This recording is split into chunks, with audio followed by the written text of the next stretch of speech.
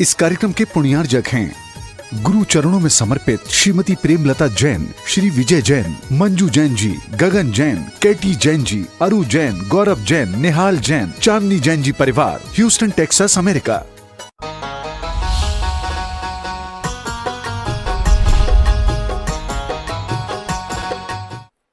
मोक्षमार्गस्य नेतारं भेत्तारं कर्मभूरतां ज्ञातारं विश्वतत्त्वानां वन्दे तद्गुणलब्धये। देवादिदेव आदिम तीर्थंकर श्री ऋषभनाथ भगवान की, वर्तमान शासन नायक श्री वर्धमान महावीर भगवान की, परम पूज्य आचार्य गुरुवर श्री विद्यासागर जी महाराज जी की। आज में तृतीय अध्याय का स्वाध्याय करते हुए जम्बूद्वीप के अंदर रहने वाले विधेय आदि क्षेत्रों की भी जानकारी के लिए यहाँ पर आगे का सूत्र आ रहा है। विदेहेषु संख्येय कालाः, विधेय क्षेत्रों में संख्यात काल होते हैं। यह इस सूत्र का सामान्य अर्थ है। विदेहेषु ऐसा यह बहुवचन में लिखा है, इससे एक विधेय नहीं अनेक विधेयों की यहाँ पर बात कही गई है, ऐसा समझना। ये आपको बताया जा चुका है कि एक सुमेरु पर्वत के इर्द गिर्द पूर्व पश्चिम दिशाओं में, पूर्व पश्चिम दिशाओं के भी ऊपर और निचले भागों को जोड़ करके 32 विधेय क्षेत्र हो जाते हैं। और उन सब विधेय क्षेत्रों के अलावा भी धातकी खंड द्वीप में भी विधेय होते हैं, और आगे जब बताया जाएगा आपको पुष्करार्ध द्वीप, उसमें भी विधेय होते हैं। इन सब विधेयों में जो भी मनुष्य रहते हैं, उन विदेहों में रहने वाले मनुष्यों की जो आयु है वो यहाँ पर एक तरह से संख्यात काल के रूप में बताई गई है। विदेह क्षेत्र में मनुष्यों की आयु जो होती है वो संख्यात वर्ष की होती है, या संख्यात संख्या में ही होती है, ऐसा जानना चाहिए। असंख्यात की आयु नहीं होती। जो ऊपर बताया गया 1, 2, 3 पल्योपम जैसे भोग भूमि में आयु बताई है, वैसे आयु विदेह क्षेत्र में नहीं होती। संख्यात आयु वाले ही मनुष्य होते हैं। लेकिन वह संख्यात की संख्या कितनी होती है? तो वह बहुत बड़ी संख्या है, जिसे कहा जाता है एक पूर्व कोटि। क्या बोलते हैं? ये शब्द कई बार आता है। पूर्व का मतलब क्या होता है? 84 लाख वर्ष का एक पूर्वांग होता है। क्या कहलाता है? 84 लाख वर्ष का एक पूर्वांग होता है, और 84 लाख पूर्वांग का ही एक पूर्व होता है। मतलब क्या हुआ? 84 लाख में 84 लाख को आप गुणा करेंगे तो एक पूर्व कोटि की संख्या आ जाएगी। एक पूर्व की संख्या आएगी। एक अभी पूर्वी तो निकला। अब करोड़ के लिए आपको करोड़ में जितनी डिजिट होती हैं वो और उसमें लगानी पड़ेंगी, तो वह एक पूर्व कोटि कहलाएगा। तो इस तरह से जब आप गुणा करके देखोगे तो 84 में 84 का गुणा तो किया ही जा सकता है। वो लगभग आएगा 7056, है ना। और फिर उस पर ये सब 0 0 0 0 लगाते चले जाओगे तो वो कुल मिलाकर के कहलाएगा 70 लाख करोड़, और फिर उससे आगे जोड़ोगे तो 56,000 करोड़। 70 लाख करोड़ और 56,000 करोड़ बराबर एक कोटि हो जाती है, ऐसा समझ लेना। विदेह क्षेत्रों में जो मनुष्य रहते हैं वहाँ पर कर्म भूमि की चर्चा है, तो कर्म भूमि में रहने वाले मनुष्यों के लिए और वहाँ के तिर्यंच आदि के लिए भी, और उन विदेश क्षेत्र में जो वातावरण है उसके बारे में भी आपको जानकारी के लिए इतना ही जानना है कि वहाँ पर हमेशा चतुर्थ काल ही चलता है ना। और चतुर्थ काल की तरह ही बस वहाँ पर परिवर्तन होता है, प्रारंभ से अंत का इस तरह का परिवर्तन चतुर्थ काल के अंदर जैसे होता है वैसे ही वहाँ पर बताया गया है। अब अवसर्पणी उत्सर्पणी कालों में जो 6 काल बताए गए हैं उसके अनुसार आपने सब जगह कालों की व्यवस्था तो समझ ही ली है। आपसे अगर पूछा जाए कि कहाँ पर कौन सा काल चलता है तो आप आराम से अब बता पाओगे? भरत क्षेत्र में कितने काल चलते हैं? भरत क्षेत्र में कितने काल? 6 काल। ऐरावत क्षेत्र में 6 काल, है ना।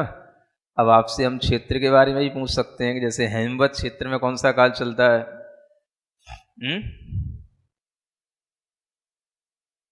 भोग भूमि में भी कौन सा काल है?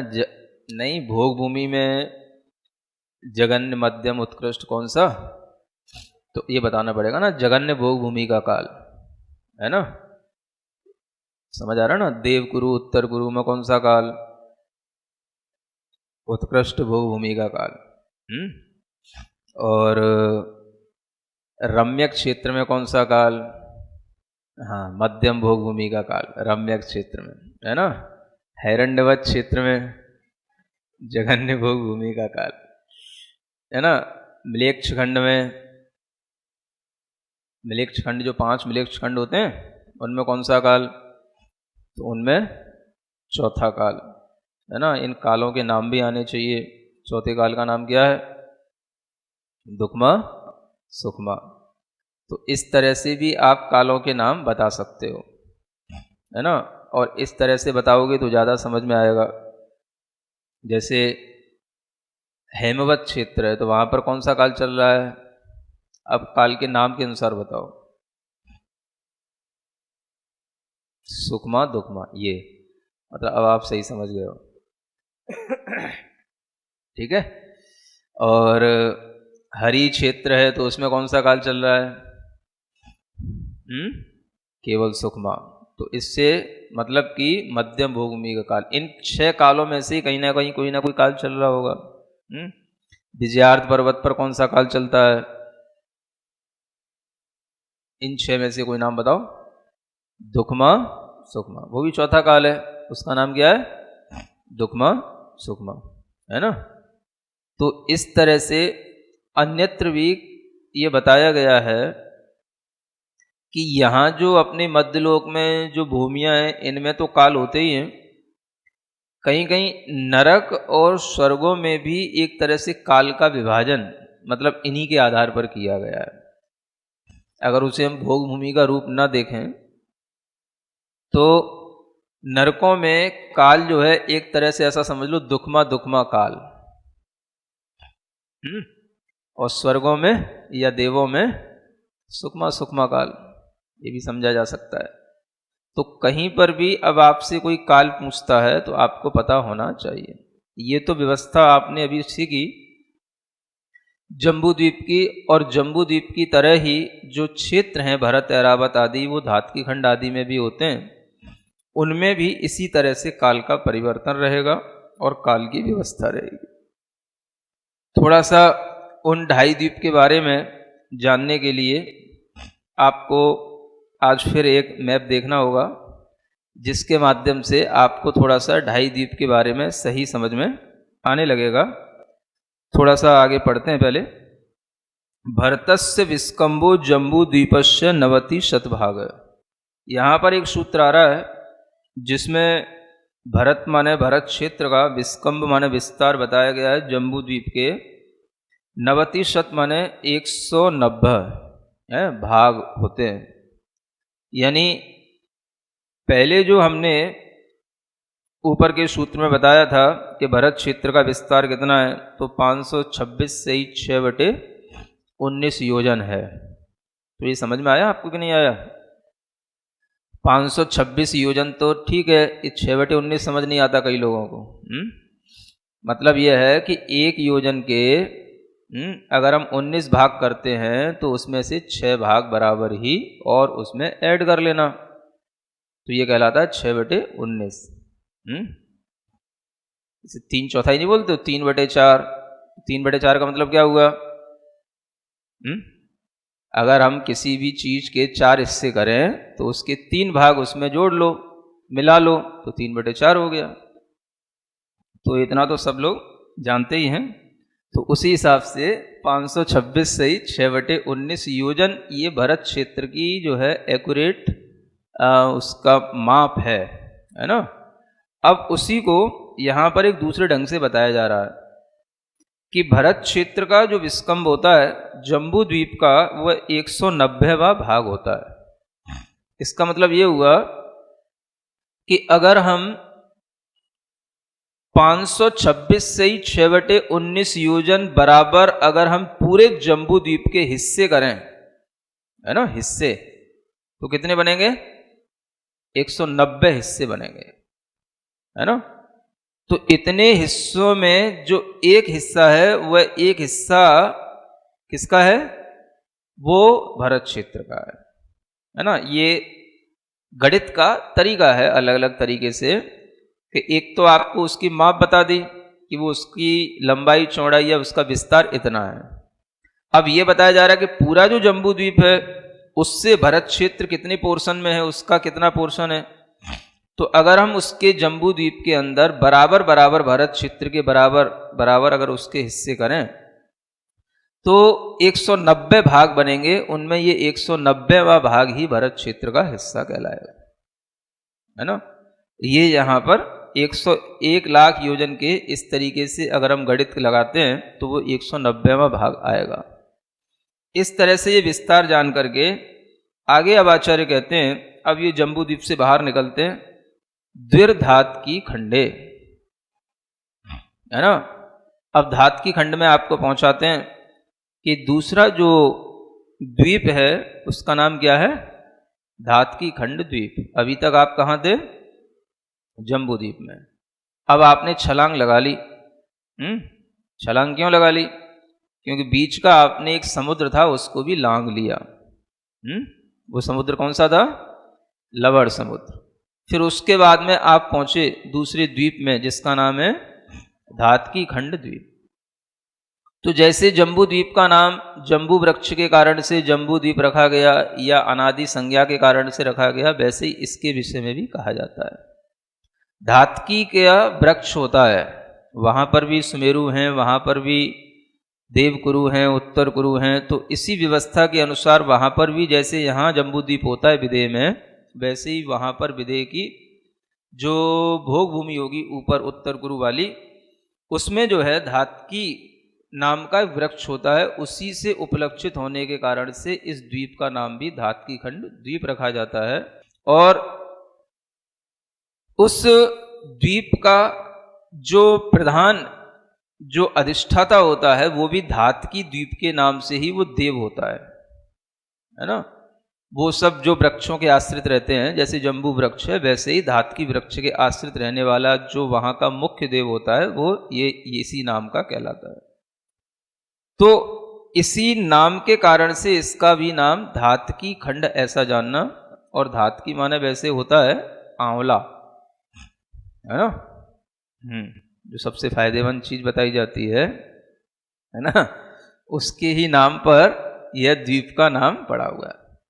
अब यहां आचार्य ने महाराज क्या कहते हैं कि द्विर माने केवल दुगनी व्यवस्था है धातकी खंड द्वीप में। जो कुछ भी है वो सब क्या समझ लेना, अब आप जम्बू द्वीप से दुगना दुगना समझ लेना। जम्बू द्वीप में एक सुमेरु है ना, तो वहाँ 2 हो जाएंगे। यहाँ एक भरत क्षेत्र है, वहाँ 2 हो जाएंगे। यहाँ एक ऐरावत है तो वहाँ 2 हो जाएंगे। यहाँ एक हेमवत क्षेत्र है तो वहाँ, यहाँ एक हरिवर्ष क्षेत्र है तो वहाँ, यहाँ एक रम्यक है, यहाँ एक हैरण्यवत है तो वहाँ पर 2-2 हो जाएंगे। और जब क्षेत्र 2-2 हो गए तो उनके विभाजन करने वाले पर्वत भी वहाँ 2-2 हो गए, और पर्वतों पर रहने वाले कमल आदि भी डबल डबल हो गए। लेकिन वो होते किस तरीके से हैं, ये एक व्यवस्था जानने के लिए आपको थोड़ा सा मैप बताता हूँ। ढाई द्वीप का विस्तार। तो इसमें ये क्या है, ये पहले नंबर का जम्बू द्वीप, इसमें मैं नंबर ही डाल दे रहा हूँ, जम्बू वम्बू नहीं लिख रहा। ये पहले नंबर का जम्बू द्वीप। फिर ये क्या हो गया, ये हो गया समुद्र, ठीक है, पानी भर दिया मैंने इसमें। फिर ये दूसरे नंबर का दातकी खंड द्वीप, ठीक है।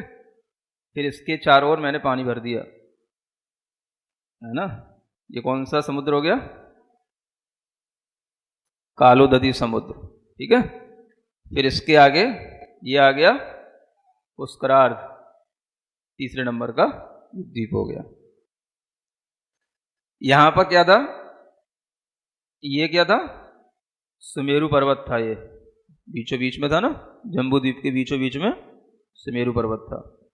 क्या करना है आपको, 5 सुमेरु पर्वत हमेशा आप जानते हो ना, तो कुछ नहीं करना, वो व्यवस्था ऐसी है, एक सुमेरु यहाँ होगा, एक सुमेरु यहाँ होगा, है ना। फिर ये एक सुमेरु यहाँ होगा और ये एक सुमेरु यहाँ होगा, ठीक है। मुख्य बात क्या है कि ये जो पर्वत हो गया, अब इसके नीचे भी इधर हम देखें दूसरा द्वीप जो धातकी खंड द्वीप है, तो इसके नीचे भी ये सब क्षेत्र हैं, है ना। और क्षेत्र और पर्वत, क्षेत्र और पर्वतों का विभाजन है। इसमें मुख्य रूप से ये विभाजन ऐसे होता है कि जैसे यहाँ पर ये एक पर्वत हो गया, ये इसका नाम है, इसको बोलते हैं ईश्वाकार पर्वत। क्या बोलते हैं, हाँ, इस पर्वत ने ये विभाजन कर दिए। तो एक तरफ यहां से, है ना, अब आपके नीचे इधर जैसे दक्षिण दिशा में यहां पर जम्बू द्वीप में भरत क्षेत्र था ना, ये जैसे ये भरत क्षेत्र था, ठीक है ना।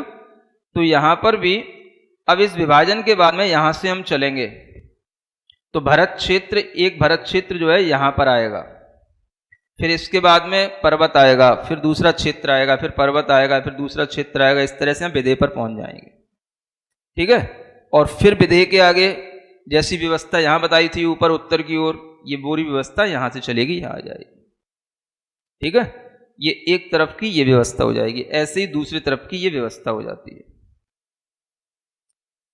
है ना।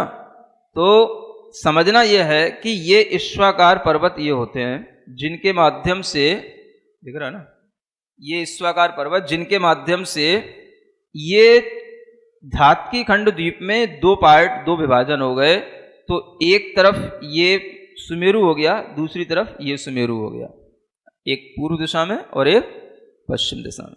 ठीक यही स्थिति यहां पर भी होती है। पुष्करार द्वीप में भी इसी तरीके के ये ईश्वाकार पर्वत होंगे और इनसे ये 2 पार्ट इसके हो जाएंगे और पूरा भरत आज से लेकर के ऐरावत क्षेत्र तक यहाँ तक, और यहाँ से भी भरत क्षेत्र से लेकर ऐरावत क्षेत्र तक ये पूरा विस्तार यहाँ पर भी ऐसे ही, है ना, एक क्षेत्र फिर पर्वत, फिर क्षेत्र, फिर पर्वत, क्षेत्र, पर्वत, इस तरीके से चलता है, ठीक है। तो सभी चीजें यहाँ पर दूनी हो गई हैं, दूने दूने विस्तार के साथ में, बस आपको यही जानना था।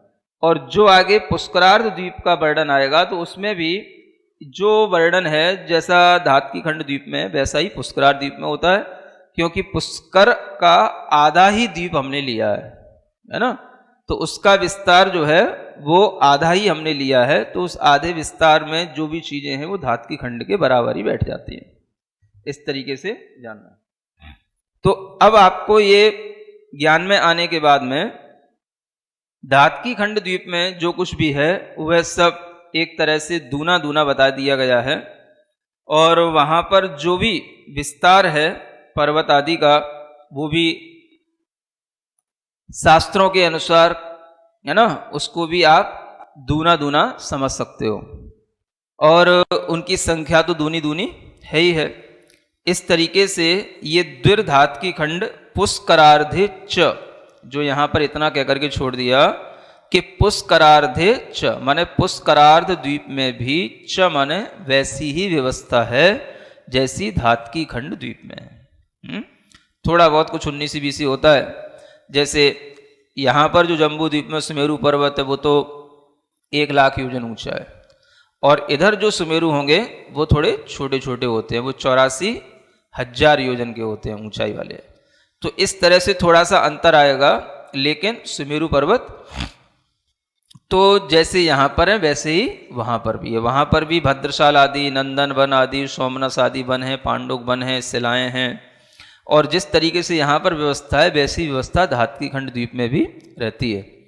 तो आपको अब ये 2.5 द्वीप की व्यवस्था जब पूरी समझने में आ गई, तो अब आपको ये समझ में आ जाना चाहिए कि 2.5 द्वीप में भी अगर हम आपसे क्षेत्र पूछते हैं, है ना, या हम आपसे पर्वत पूछते हैं, तो आपको अब ज्ञान में आ जाना चाहिए कि वहाँ पर कितने पर्वत हैं, कितने क्षेत्र हैं, और सब में जो दूनी दूनी व्यवस्था है उसके अनुसार उन पर्वत क्षेत्रों की संख्या कितनी हो जाएगी, ये आप अपने गणित से लगा लेना, है ना।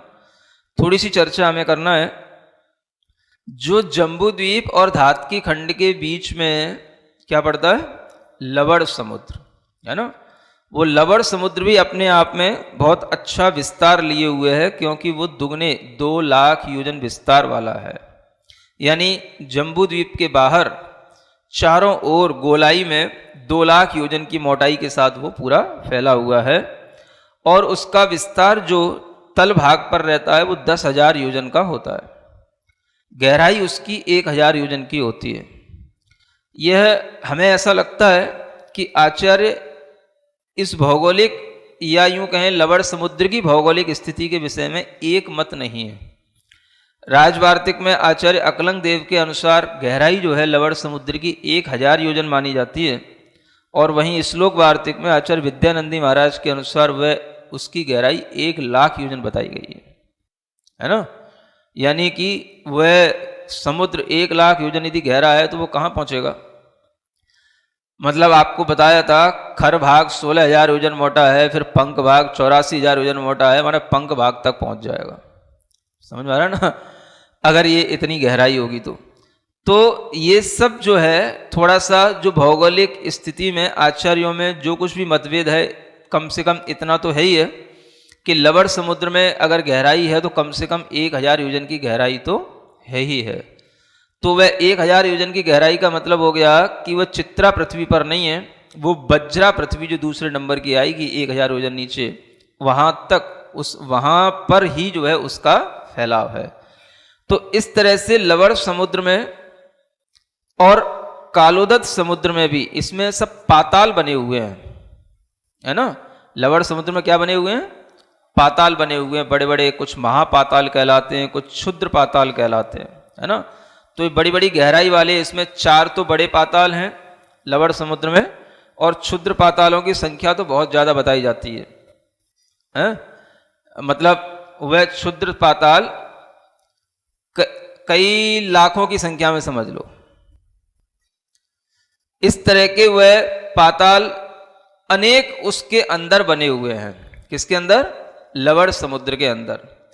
और उसी में कुछ आपको आगे बताएंगे जब सूत्र आएगा, तो अंतर्द्वीपज जो म्लेच्छ होते हैं उनकी व्यवस्था भी है, वो आगे बताई जाएगी। अभी मुख्य रूप से समझने की बात है कि ये जो लवण समुद्र का जल है और उसके बाद कालोदधी समुद्र का जल है ना, ये 2 समुद्र तो कर्म भूमि के अंदर आ गए 2.5 द्वीप के अंदर आने के कारण से, है ना। और जब हम इन 2.5 द्वीप के बाहर जाएंगे तो सबसे अंत में एक समुद्र आता है जो स्वयंभू रमण समुद्र आएगा, लेकिन वह स्वयंभू रमण समुद्र से पहले एक स्वयंभू रमण द्वीप आएगा। तो उस अंतिम द्वीप में भी कर्म भूमि की व्यवस्था है, और अंतिम जो समुद्र है उसमें भी कर्म भूमि की ही व्यवस्था है। तो जहां पर ये कर्म भूमि की व्यवस्था है वहां पर तो समुद्रों में जलचर जीव पाए जाते हैं। जलचर जीव का मतलब जो ये कछुए, मछली, है ना, मगरमच्छ वगैरह, ये सब जलचर जीव जो है इन समुद्रों में मिलेंगे। ये ज्ञान में रखना है कि जो बीच में जो असंख्यात द्वीप और समुद्र अब 2.5 द्वीप के बाद आएंगे, उन समुद्रों में जलचर जीव नहीं होते हैं। और इनमें भी ये विशेषता बताई गई है कि इसमें बड़े बड़े त्रियंश होते हैं, जलचर जीव भी बड़ी बड़ी अवगाहना वाले होते हैं। लवण समुद्र के जो मुख पर है ना, इसको मुहाना बोलते हैं हिंदी में। क्या बोलते हैं? नहीं सुना है कि नहीं? हाँ, जो मुख का स्थान होता है, किनारे का स्थान होता है, तो वहां पर मतलब जो मत्स्य मिलेंगे वो 9 योजन अवगाहना वाले भी मत्स्य हो सकते हैं, 9 योजन। लेकिन जब हम बीच में लवण समुद्र के देखेंगे तो लवण समुद्र के बीचों बीच में उससे भी दूने 18 योजन की अवगाहना वाले मत्स्य होते हैं वहां पर। कहां पर बताया जा रहा है ये? लवण समुद्र में। कालोदधी समुद्र में देखेंगे तो मुहाने पर 18 योजन की अवगाहना वाले मत्स्य मिलेंगे, और जब अंदर देखेंगे तो बीचों बीच में 36 योजन उससे दुगने अवगाहना वाले मत्स्य होंगे। मतलब इतने बड़े बड़े मत्स्य होते हैं। और फिर जब अंतिम स्वयंभूरमण समुद्र पर जाते हैं तो वहां पर किनारों पर तो मिलेंगे 500 योजन की अवगाहना वाले मत्स्य, और जो मध्य भाग में होते हैं वो होते हैं 1000 योजन की अवगाहना वाले मत्स्य, है ना। तो 1000 योजन की अवगाहना वाला जो मत्स्य बताया जाता है वो कहाँ मिलेगा? वो स्वयंभू रमण समुद्र में मिलेंगे।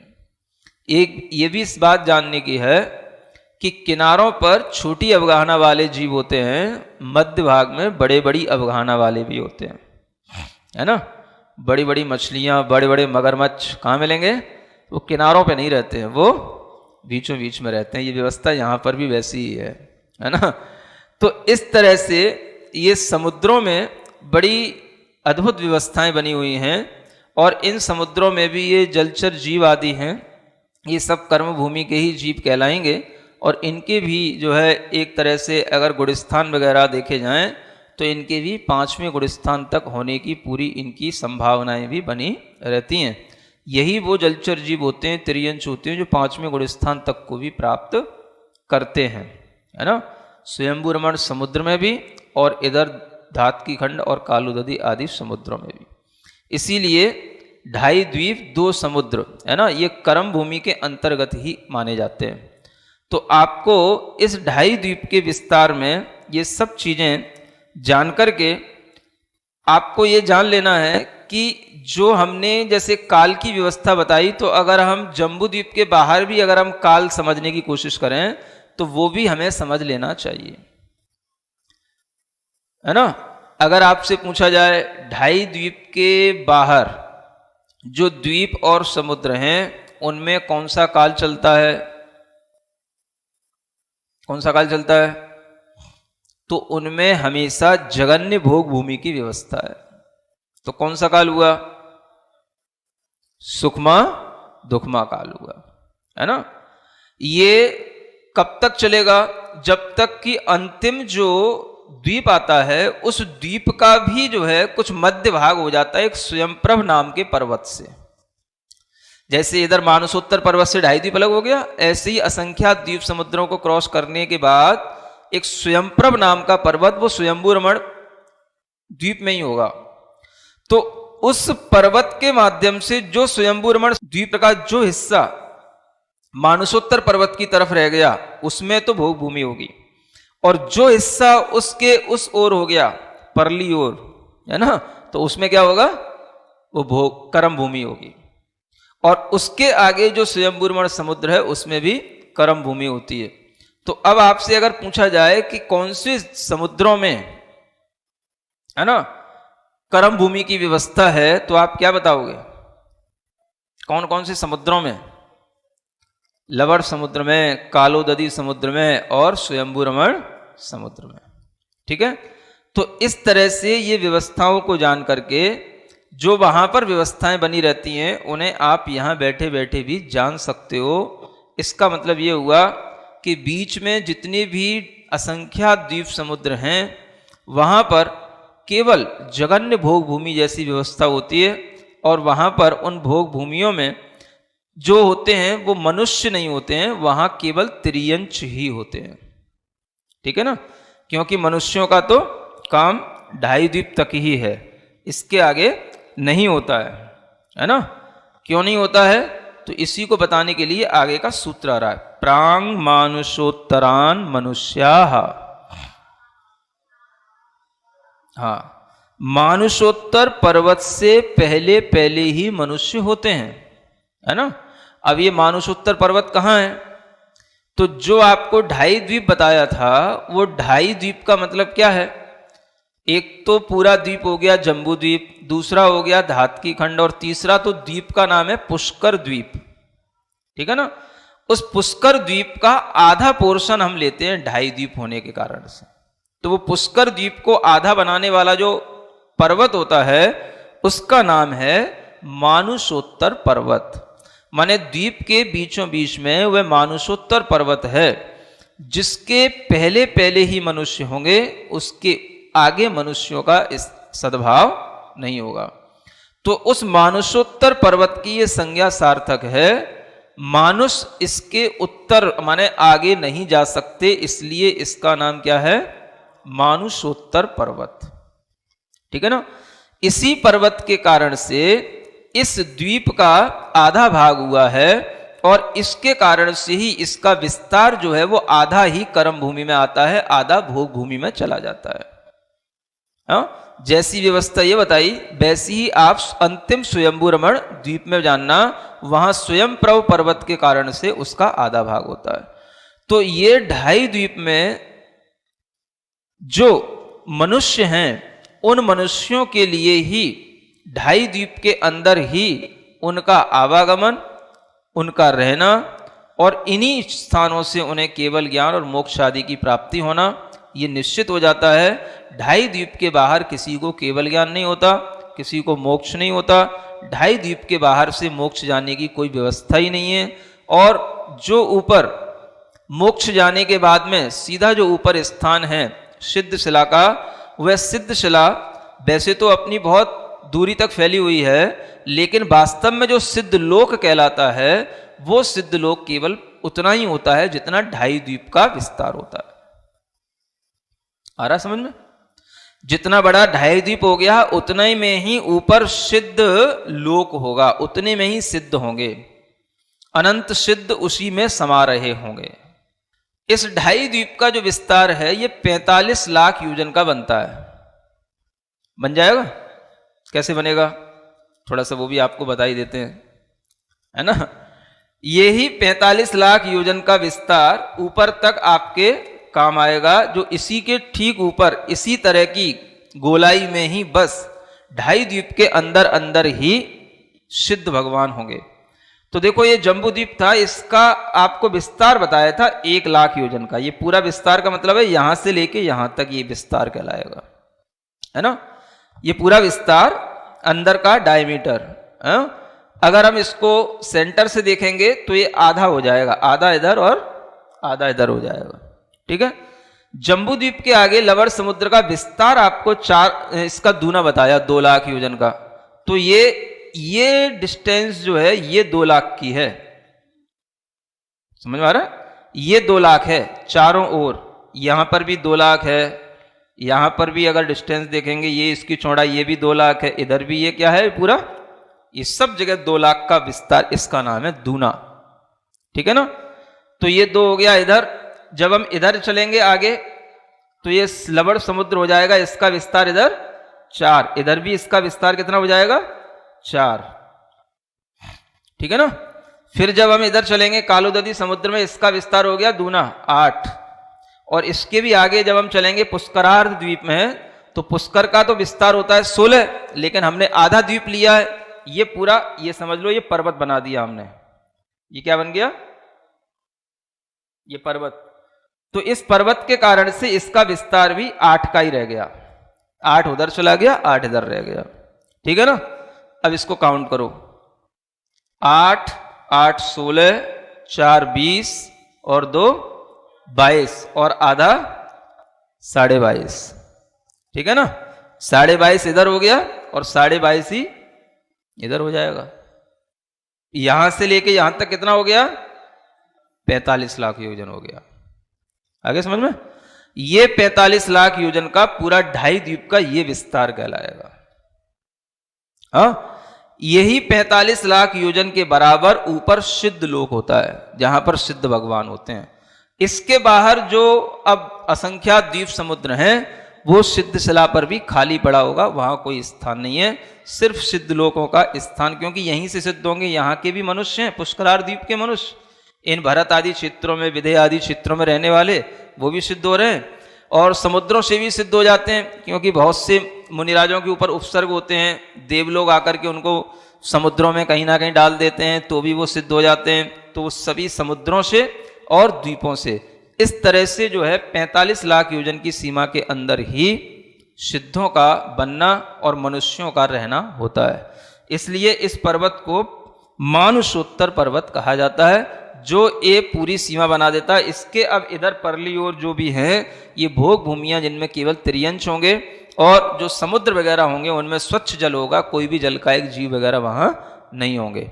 इस तरह की व्यवस्था को आपको जान करके आगे की जो कुछ थोड़ी सी जानकारी रह गई है वो आपको बाद में बता दी जाएगी। सिरिजिणवाणी जग कल्याणी जग जन मदतम मोहरी जनमण हारी गढ़हर हारी जम जरा भव रोग हरि तिथ्य राणम दिव्य झुणिम जो पड़ई सुणई मय्ये धारई राणम सौख मणंतम धर्य सासद मोक्ष पदम पावई सासद मोक्ष पदम पावई।